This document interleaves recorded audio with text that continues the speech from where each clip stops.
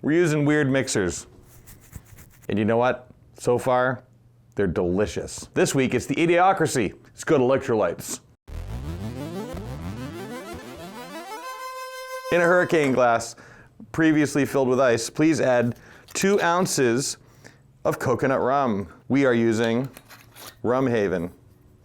They call it coconut water. Here's the bottle, Sandro.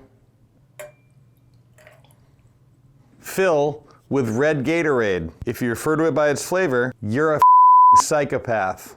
3 dashes orange bitters. Garnish with a Luxardo cherry. Got one, the Idiocracy. This is so good.